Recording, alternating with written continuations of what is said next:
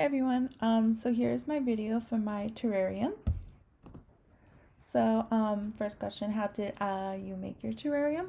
So my terrarium has pebbles in the bottom, which the pebbles help for filtration of the water. Right above the pebbles, I put potting soil, which is special soil for like succulents and cactus. So then I actually used a plant that I currently have in my backyard. I actually put two plants in. You guys will be able to see the plants as I go through my slides. And I actually used a jar that I had laying around the house. So what cedar plant?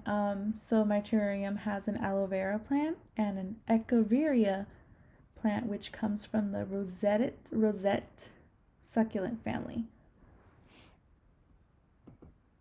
So how to use this in a 5E lesson plan. So the way this project can be used in a 5E lesson plan can be when the class is learning about plants, plant adaptation, and photosynthesis. Any challenges in making the terrarium?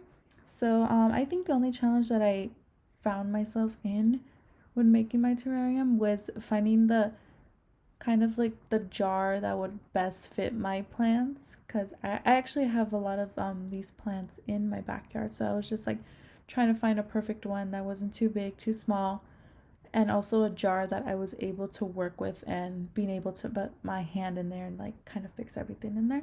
So that was one of my difficult things, being able to find the perfect fit.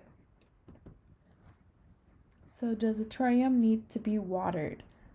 So not necessarily. They can be watered, but do not require consistent watering. Adding water when first potting the plants can last for a few weeks. This is because it's basically recycling its own water.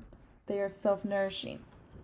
So when a sealed container, the soil and plants release water vapor. So a terrarium is basically in a sealed container. So when it's sealed in there, the soil and the plants release water vapor, which is collected on the walls of the container. So basically that's why terrariums get foggy. Although they should not be as foggy. If it's constantly foggy, that does mean that it's being overwatered.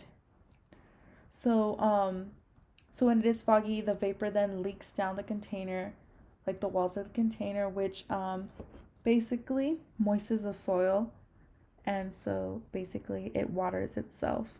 So terrariums are self-nourishing. So here you have it. I have a picture of myself in my terrarium. And thank you. I hope you enjoyed.